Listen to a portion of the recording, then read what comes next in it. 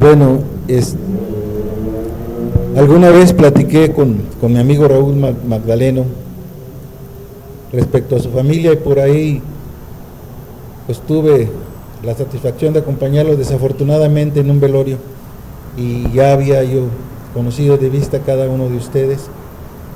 Y qué bueno, déjenme decirles que el reconocimiento que hay en memoria del amigo Raúl Magdaleno contiene un anagrama. Es una licencia que nos da la literatura para reordenar una palabra o para potencializarla. En este caso, que dice Don Raúl, D mayúscula y D minúscula, no hay más letras en el alfabeto llamadas letras D, más que la mayúscula y la minúscula. Si fuera el alfabeto francés, a lo mejor le poníamos un calderonicio y utilizábamos 3 veces la D.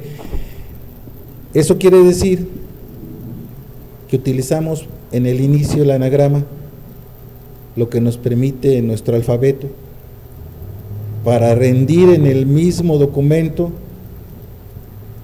el honor que se merece un compañero del círculo de periodistas, y que pocas van a ser mis palabras. Además, terminaría yo con la conferencia y no habría conferencista.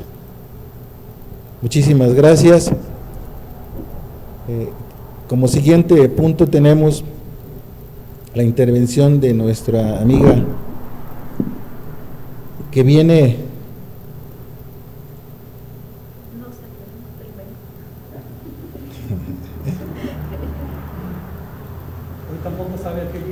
Sí. Pero aquí estoy. Sí, que viene con su intervención. Ella es la poetisa Claudia Santillán Velázquez, y pues si quieren la recibimos con un aplauso, y yo creo que sí van a querer.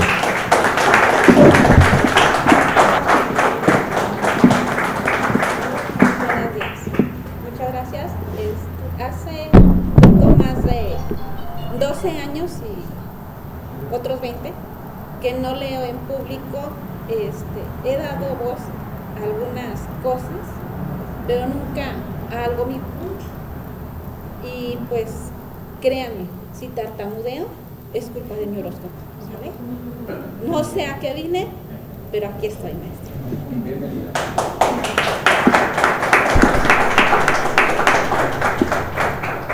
¿Y cómo sostengo esto? No, déjenme sostener esto por el lado. Me acerco. Aquí. ¿Sí? Válgame el cielo. Peor cosa, o sea, bueno, yo dije que no venía con porra, pero creo que ahora traigo porra. Lo primero que voy a leer, ¿ven por qué? Es un poema que a mí me gusta mucho y habla sobre aviones y poesía, porque es una de las cosas que más me gusta, los aviones y la poesía. Dicen que los aviones y la poesía no se llevan. ¿Acaso al invierno no les sigue la primavera? Que sus ojos complejos jamás verán los míos. ¡Qué ilusos todos! No saben lo que es ser infinito. Es la cadencia del vuelo con algunas turbulencias lo que hace que se admire el paisaje, erizando la piel y llenando el alma. Como poesía misma, el cielo azul indefinido, y entre sus brazos sentir estallar el universo mismo.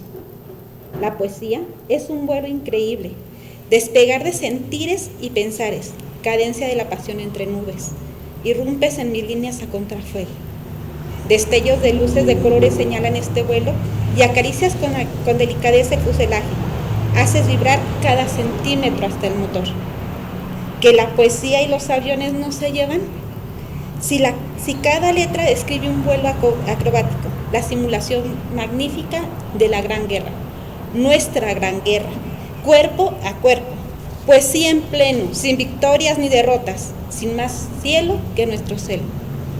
Dicen, porque no saben de poesía y no saben de vuelos extremos, que los aviones y la poesía, que la poesía y los aviones, lo que ellos no saben es que juntos, los aviones y la poesía, que la poesía y los aviones, más allá de toda turbulencia y contratiempo, surcan el cielo en silencio y en el mismo firmamento.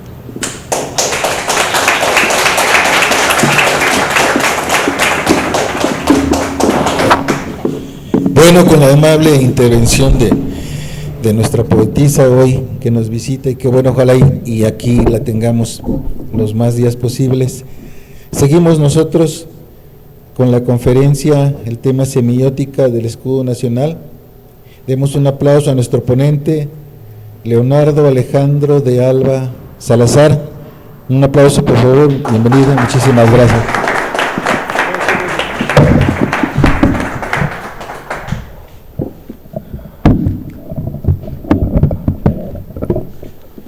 Bien, muchas gracias, buenos días nuevamente, muchas gracias por ese poema, maestra.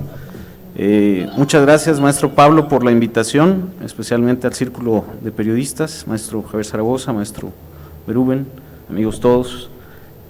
Básicamente, el motivo de esta charla gira en torno a preguntarnos, a dialogar y a entender un poco sobre lo que nosotros consideramos la identidad de México como pueblo. Y es una actividad bastante fructífera, como ya decía el maestro Pablo, sigamos pensando, porque precisamente el pensamiento es esa facultad que tenemos de abstraernos de lo que son las cuestiones concretas de la vida, las cuestiones de lo que consideramos la realidad, para verlo desde un ámbito, una perspectiva mucho más alta, mucho más amplia. Por lo tanto, la plática, el diálogo que les propongo, gira en torno a nuestro escudo nacional, un símbolo patrio, por todos conocido, por todos festejado en ciertas fechas, por todos identificado. No obstante, ese símbolo tiene muchas cosas en sí que no se ven a primera vista, de las cuales necesitamos abstraernos. He aquí donde la semiótica, ese estudio, como parte de la rama de la filosofía del lenguaje, nos puede dar un panorama mucho más amplio de los elementos de este símbolo. Y bueno, parto de una pregunta muy concreta, sobre la cual quisiera analizar en 6 diferentes directrices. Me pondré 6 cachuchas diferentes y me gustaría interactuar en ese sentido. Sobre esas perspectivas, sobre esas 6 perspectivas, ¿en qué bases puede estar actualmente este símbolo de identidad nacional, nuestro escudo nacional? Y bueno, como primer punto,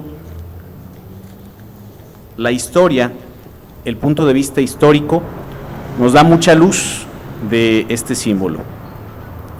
Recordemos que este símbolo tiene atrás una leyenda que históricamente nos dice que el pueblo, saliendo de Aztlán y dirigido hacia una tierra prometida, para recordar el mito de la migración que también vemos con los judíos, pues busca una señal, un signo que les determine cuál es el lugar en donde debe de asentarse esa comunidad. Este rito, según los códices, particularmente el códice mendocino, que recordemos que ese códice fue una manera en que el virrey, el primer virrey de la Nueva España, Antonio de Mendoza, le comunica pictóricamente a Carlos I en España qué es lo que se había encontrado, cuáles eran las costumbres de las personas que habían encontrado aquí, de los habitantes de aquí. Y en ese códice, de aproximadamente 70 páginas, pues hay una representación en donde se encuentra un águila con 4 rumbos, con 4 directrices, pero fue un águila que estaba sola, no tenía a una serpiente al lado, que son básicamente los emblemas de nuestro escudo nacional. Esto es muy interesante porque la serpiente aparece en un códice posterior de Fray Diego Durán, era un fraile que por ahí se pone a estudiar algunos aspectos astrológicos o astronómicos de aquella época, y empieza a sacar mucha información de lo que se encontraron aquí en la Nueva España. Y es ahí, en ese códice, en donde representa pictóricamente a un águila devorando a una serpiente. Y bueno, aquí surge ese mito. ¿Y por qué le llamo mito después de haber dicho que era una leyenda? Pues porque vemos cómo los elementos simbólicos, pictóricos, se le van integrando a lo largo de la historia. ¿Qué de cierto o qué de falso haya en esa representación? Quién sabe, a lo mejor ahorita lo podamos determinar. Algunos datos interesantes de esta parte histórica, de este mito, es que el dios o la deidad, si queremos verlo así, asociada con la leyenda del águila y la serpiente, es Huitzilopochtli. Los aztecas, en su visión cosmogónica, que luego se le dio un cariz teogónico, ¿no? o más abocado a una deidad, pensaban que los 4 rumbos, norte, sur, este, oeste, tenían ciertas energías a las cuales les tenían una denominación.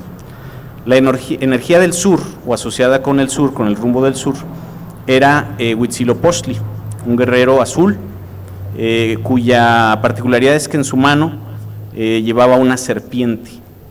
Y se dice que este dios es precisamente el que inspira a los habitantes de Aztlán para que puedan migrar. Aztlán es una traducción que se hace, es una tierra de garzas, con lo cual podemos deducir históricamente que ese lugar originario estaba cerca del agua, no se sabe si en la costa o en algún vaso lacustre, pero era un lugar con agua retirado. Y es interesante saber que esa predestinación, esa indicación de Huitzilopochtli para el pueblo de Aztlán, pues era que fueran a un lugar prometido, acudieran a una tierra prometida y vieran un símbolo, vieran un signo que les indicara en dónde debían de establecerse. Este símbolo lo encuentran supuestamente en un islote, en lo que conocemos pues el lago, allá o lo que fue el lago en la Ciudad de México. Pero es muy curioso, también por ahí hay algunos datos históricos que dicen que el pueblo Tenochca, Tenochtitlán, que es tuna en piedra, en realidad no fue por una migración simbólica que llega a ese islote. Se dice que el señor de Azcapotzalco, de Sosomoc, un pueblo que era líder en aquellos entonces, es quien les permite irse a asentar en ese islote para seguir teniendo control y además sobre todo tener un pueblo controlado ahí en el centro del lago. Cierto o no, hay muchos datos históricos que dan cuenta de la existencia de todas esos grupos, como puede ser el propio Código Mendocino, que hace una relación de tlatoanis y de personajes, así como comunidades que se encontraron aquí en la Nueva España.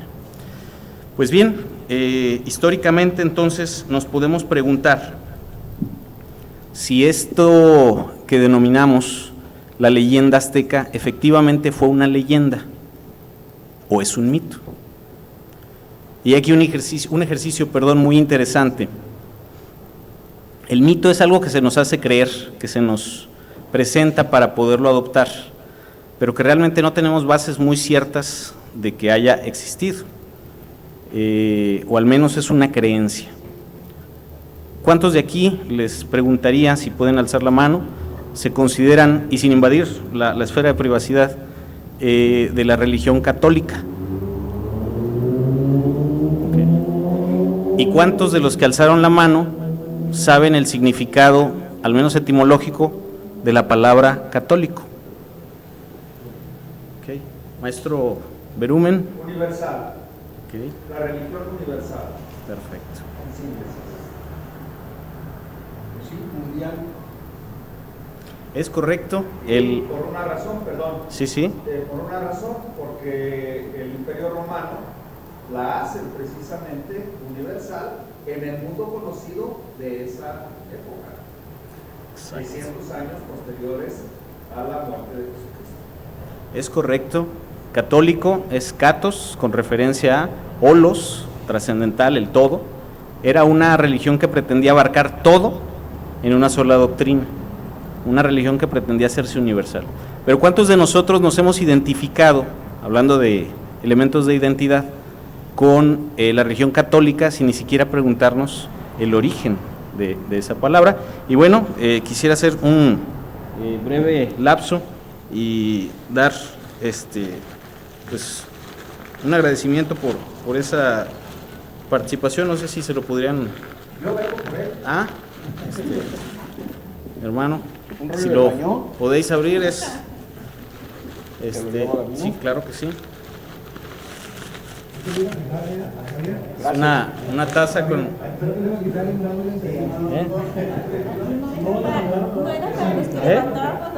Todavía queda una.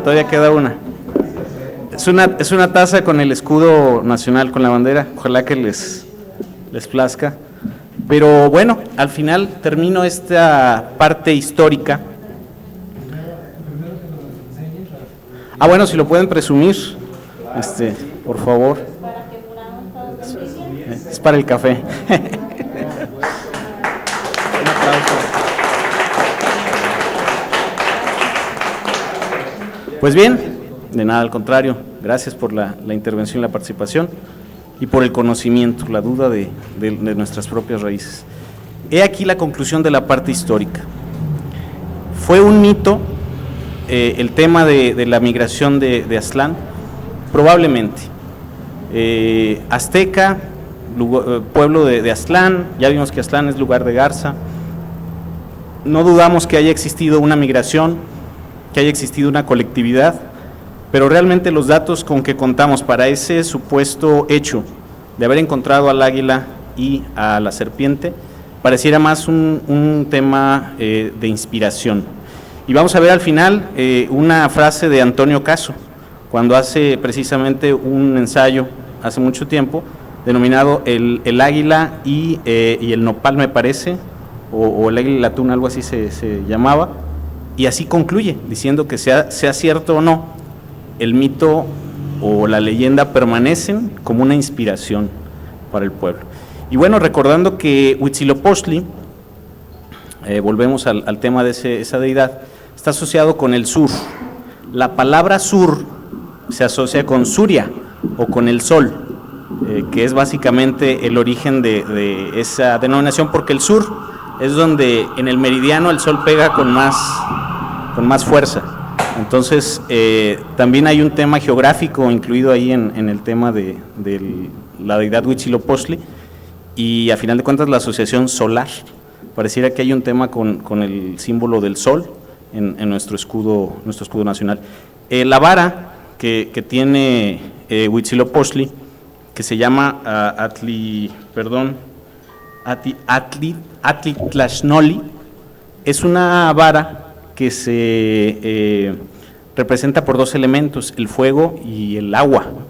Atl, agua, Tlachnoli, no es propiamente fuego, pero es una especie de fuerza incendiaria, y que recordamos precisamente en Tenochtitlán, en el templo mayor, con dos pirámides pegadas, que es una Huitzilopochtli precisamente, al sol, al fuego, y otra a Tlaloc, que es el agua. Entonces, más allá de un águila común, parece que hay una razón mucho más fuerte histórica, pero que a final de cuentas nos redunda en que es un mito.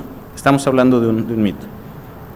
En segunda dimensión, la parte jurídica.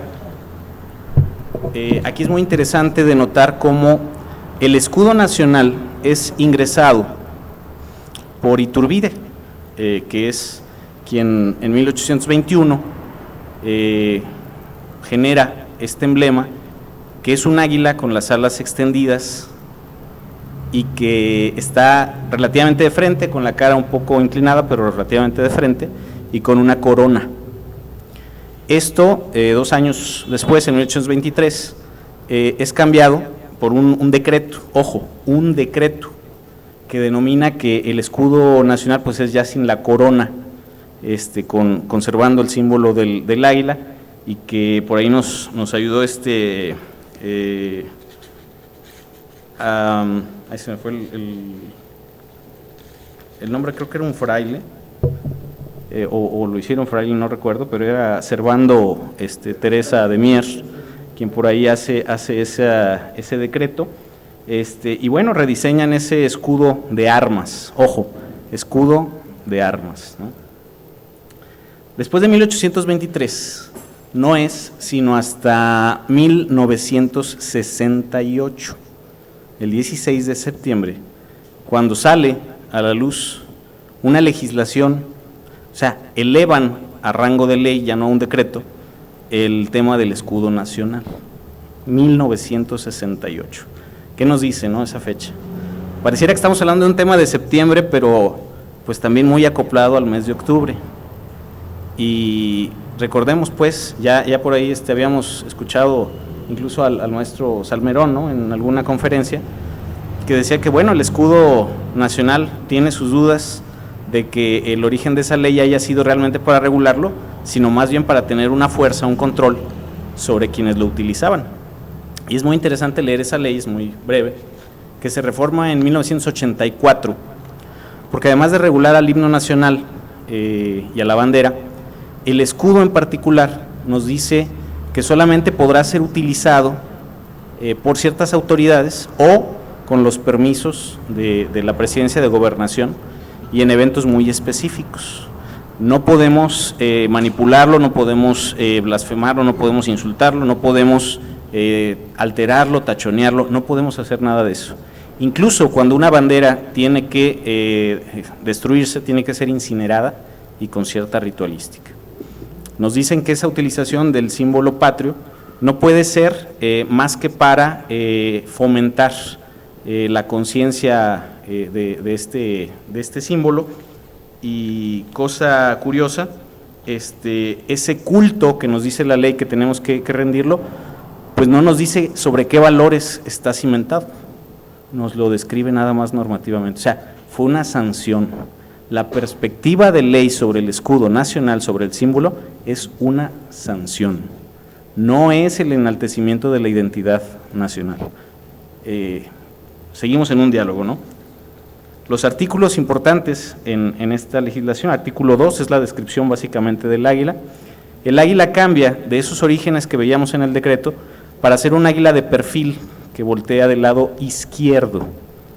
Esto es importante porque recordando al dios Huitzilopochtli, la traducción de la palabra Huitzilopochtli es parte izquierda del colibrí azul.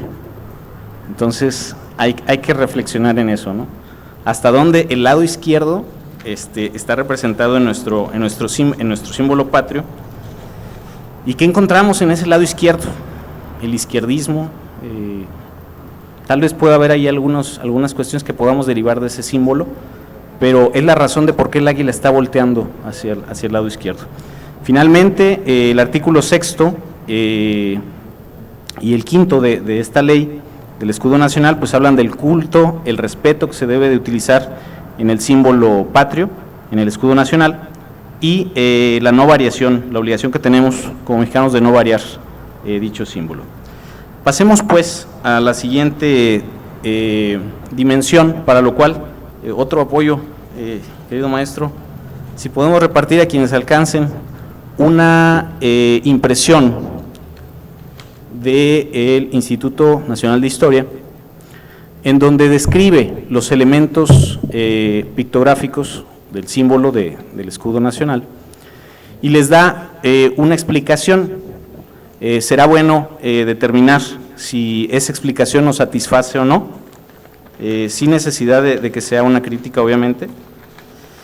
Nos dice que la fundación es lo que está representado ahí en el símbolo patrio, la leyenda fundacional de la que ya platicamos. La serpiente, ojo, nos dice que es la representación del enemigo o los enemigos de México. Y el águila, por su parte, es una representación del dios mexica Huitzilopochtli, volvemos al tema teogónico, del sol y de la guerra,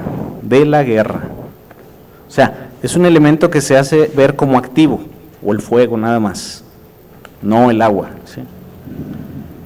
Las tunas rojas nos dicen que es la representación de un corazón humano, que es el alimento del dios Huitzilopochtli.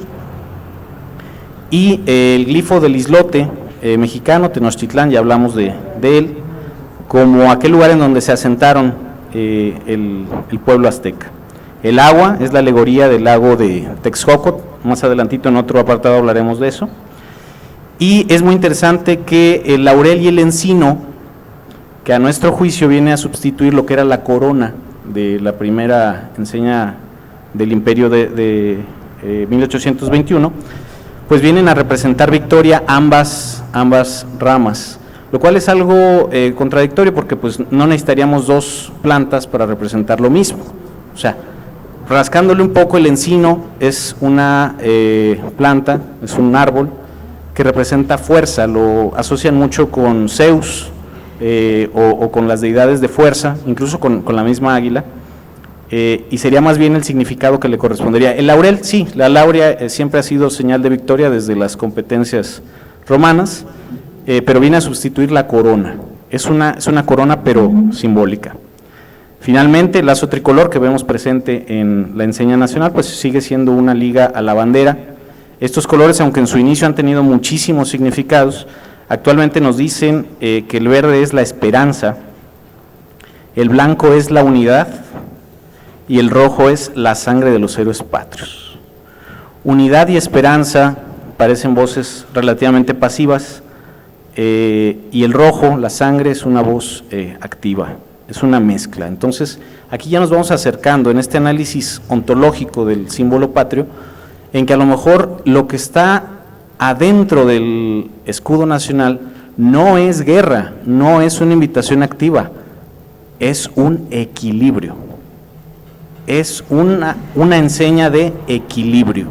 Tenemos dos fuerzas por ahí rondando históricamente en el pueblo. ¿Cómo las equilibramos?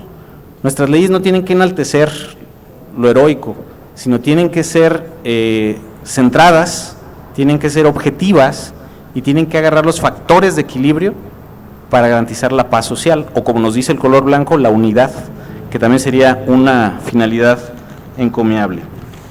Como cuarto punto, o cuarta dimensión, bueno, aquí entro un poco al ramo filosófico, pero es la teleología. Si bien es cierto, la finalidad que nos dicen es de identidad nacional, y nos dicen un culto al símbolo patrio, pues bueno, de los colores, las significaciones y los símbolos que acabamos de analizar, podemos derivar que tal vez su teleología es una fraternidad, nos hermana, es una unidad del color blanco, es patriotismo, la sangre de los héroes caídos, o es la solidaridad basada en la esperanza de que somos un pueblo y de que tenemos una finalidad. A final de cuentas, el águila, que también es parte del trono por ahí en la figura de Júpiter para los griegos, pues es un elemento de poder.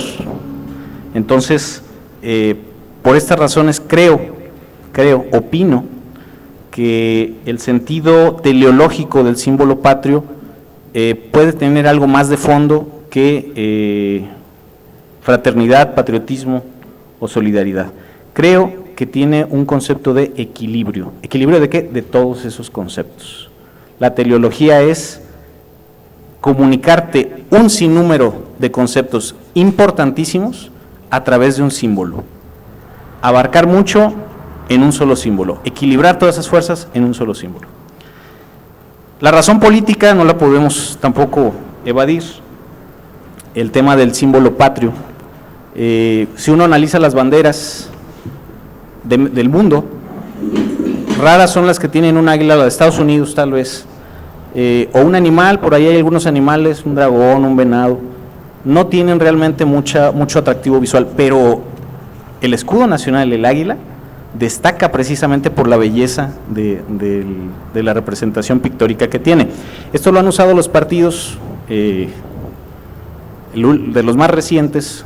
Morena en su momento pues fue el águila, pero rescatan el águila de Servando Teresa de Mier, y redefinen, ¿no?, un poco a las intenciones, a las voluntades políticas, teniendo como cierto que la política o la dimensión política en el escudo nacional es una vinculación, o sea, voy a vincular mediante ese símbolo a las personas, a las voluntades. Y es muy importante, muy interesante ver cómo a través de los símbolos, las vinculaciones, sean políticas, sociales, religiosas, laborales, etcétera, se pueden hacer. Un símbolo nos puede vincular consciente o inconscientemente. Finalmente, la parte filosófica. Me encanta este tema, porque bueno, la pregunta aquí que nos puede surgir, la filosofía, es preguntarnos qué es la vida, ¿no? ¿Cuál es la finalidad? ¿Cuál es el concepto? Es decir, la representación ideal que como sujeto hago de un objeto, de la realidad, y que yo me hago. ¿Qué es el escudo nacional? ¿Es el escudo nacional algo más que un instrumento de identidad? Y bueno, ahí recordemos algunos personajes de la Grecia antigua. Sócrates nos decía que una vida sin examen no merece ser vivida. Es parte de lo que estamos haciendo el día de hoy. Acepta su ignorancia, solo sé que no sé nada, el conocimiento. Soy ciudadano del mundo, decía Sócrates, es decir, de todo me nutro. Y esto lo comento porque hay un maestro, filósofo y astrólogo de nombre Miguel Ángel Aguayo. Él hace una publicación por ahí muy interesante del símbolo patrio desde la perspectiva filosófica. Él nos dice, a ver, en todas las culturas, el águila por lo general se asocia a la divinidad, sí, o al alma. Cuando se encuentren el símbolo del águila, relaciónenlo con el alma, esa esencia espiritual que a lo mejor podemos tener como seres humanos. Y la serpiente, para los judíos Nahash, dice, pues no pareciera ser la maldad encarnada, como veíamos aquí los enemigos, ¿no? Sino que la Nahash, la serpiente, es un animal que conoce tanto las alturas del cielo, porque no por casualidad estaba en el Edén, como las profundidades del inframundo, que es efectivamente el lugar que muchas veces se le asigna. O sea, tiene los conocimientos de las dos dimensiones, es un animal sabio, es sabiduría. El águila, el alma, se nutre por la sabiduría. He ahí la parte más relevante, filosóficamente hablando, que podemos desentrañar del escudo nacional. Nos decía Platón que la conciencia de lo terreno es una sombra, la conciencia material es una sombra, pero la conciencia espiritual, como lo que acabamos de platicar, es la luz. E igualmente Protágoras, disculpen, nos dicen que el hombre es la medida de todas las cosas. El hombre que viene de Estados Unidos, tal vez que ha vivido allá en la zona norte, a México, pues a lo mejor detecta muchas regiones de aquí como cálidas, pero a lo mejor las personas de tierra caliente, maestro, pues vienen a un lugar más templado y el mismo clima que el americano detecta como caliente, pues a lo mejor lo detectan como frío. Entonces Protágoras nos dice, el hombre es la medida de todas las cosas. Por ende, ¿con qué autoridad podemos reflexionar sobre el símbolo patrio, guardando el respeto y sabiendo que es un símbolo de identidad nacional? Con la autoridad de que somos seres humanos y de que lo primero que venimos a hacer en este mundo es preguntarnos qué estamos haciendo aquí y hacia dónde vamos. Entonces, cualquier pregunta se las agradeceré mucho y espero que esto no nos haya aburrido. Muchas gracias.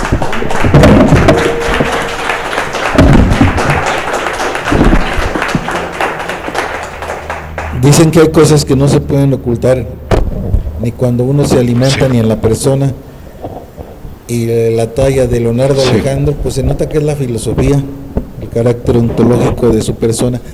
Huitzilopochtli es el colibrí y el lado izquierdo del colibrí, o sea, es el lado del corazón. Sí, es el Dios que también come corazones. Y como los invitó nuestro ponente, ¿quién tiene una pregunta? Más que una pregunta, una felicitación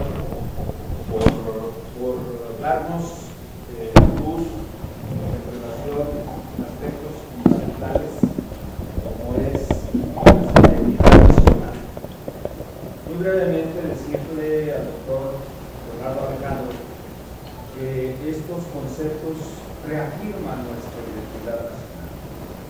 Tener esta identidad significa ser mexicano. Yo me siento muy orgulloso de ser mexicano, precisamente por lo que contiene este símbolo patrio. Y además, porque también la bandera nacional está catalogada como la más hermosa del mundo, quizá por que el componente de este símbolo patrio encierra todos estos elementos del águila, que como todo entiendo decís es extraordinario porque el águila es el ave más intrépida que puede volar a las alturas y desde las alturas ojear todo el universo.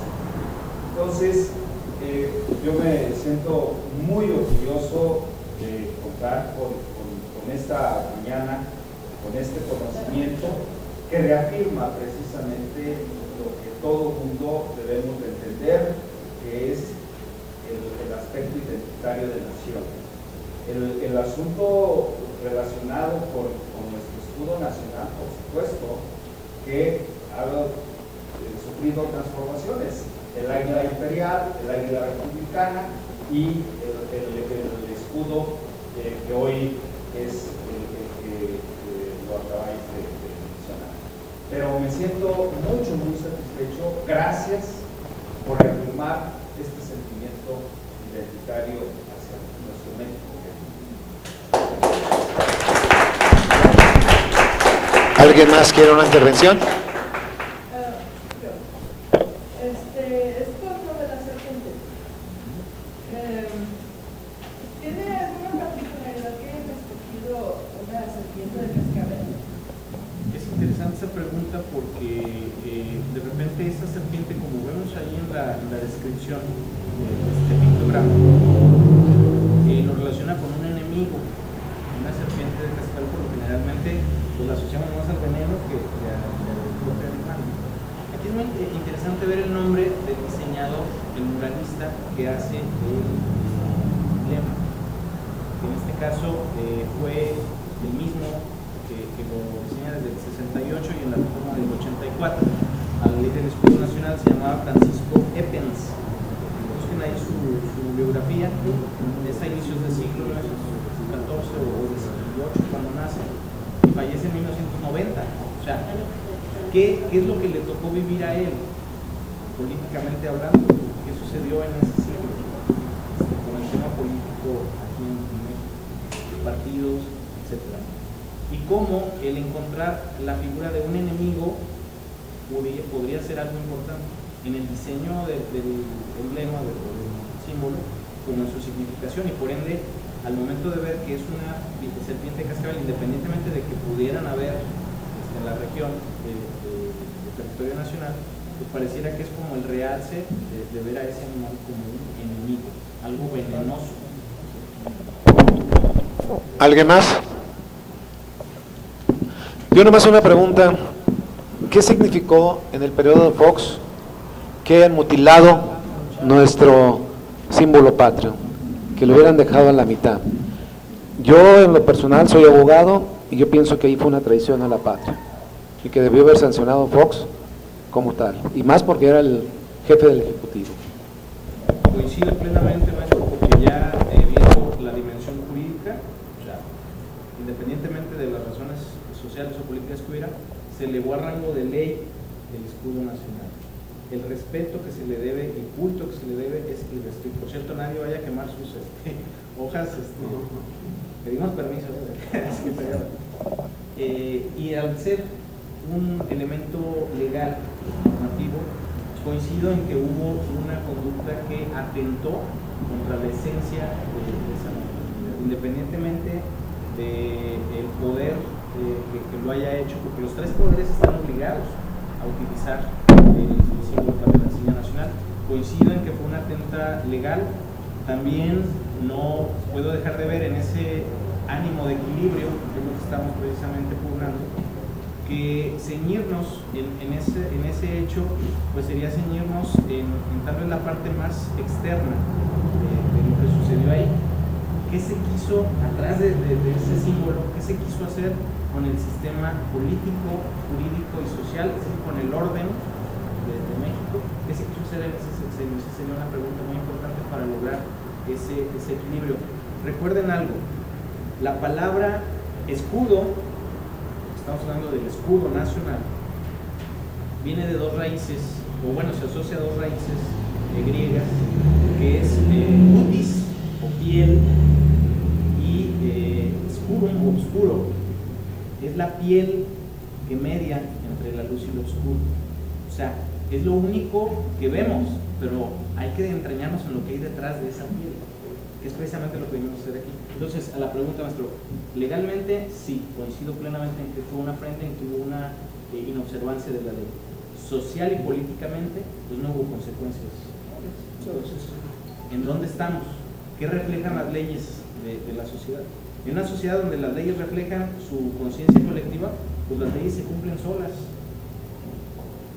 Y espero haya sido de utilidad el comentario. Démosle, todavía hay preguntas, ya no querían y ahora siempre sí. Adelante, maestra. Yo nada más que quisiera comentarles más bien es una anécdota. Trabajando en la Secretaría de Educación Pública en mi escuela, pues al hacer los homenajes cada 8 días la bandera por lógica se ensuciaba o se maltrató. Y entonces tuvimos que renovarla y hacer un escrito para poderla hacer la quema. Y yo quisiera decirles a todos mis compañeros, amigos, que muchos que no me conocen, pero muchos que sí, que es una experiencia maravillosa. Llegaron los militares con un orden, con un respeto, con unos, ¿cómo se llama? Sí, de letrero. Sí, para poder hacer la quema. Sacamos a todos los alumnos, lógicamente que tenemos problemas de que hay niños que no quieren hacer el honor, pero en ese momento se les pidió un orden y fue una de las experiencias más maravillosas que yo he tenido, en el cual la piel se pone chinita. Es una cosa fantástica, la tengo en película y ahorita que vengo pudiera decirse a renovar los votos hacia el escudo, me voy muy satisfecha de haber asistido y decirle a usted que me hizo entender también que hay luz y que hay oscuridad y que usted es un ser de luz. Maestro Zaragoza. Después de escuchar a la maestra ya se me andaba quitando más ganas de propiamente, precisamente, correctamente. Felicitarte, Pablo, felicitar al Círculo de Periodistas, a nuestro presidente Gaspar Ramos Hermosillo, por este inicio, y empezamos con el pie derecho, con nuestra profesa, dada, con la intervención del doctor Alejandro Guerra Salazar, que es doctor en Derecho desde muy joven, es psicólogo, estudia filosofía, estudia siempre, y que es un baluarte del Círculo de Periodistas de Escritores de Jalisco, y que aquí venimos los sábados a nutrirnos de conocimiento, a nutrirnos de fraternidad, a nutrirnos de ese anhelo de servir a la comunidad, de ese anhelo que tenía nuestro homenajeado Raúl Magdaleno, ese amor a México, ese compromiso con la sociedad, porque lo compartíamos cada 8 días con Raúl. Cuando su salud no se lo permitía, él me comentaba que se sentía desesperado, se sentía triste de no poder compartir, sobre todo cuando empezamos a venir a lugares con escaleras y esas cosas, que al final de sus días le daba mucho trabajo. Sin embargo, bueno, aquí estamos reiniciando esta manera de trabajar. Muchas gracias, doctor Alejandro. Ya lo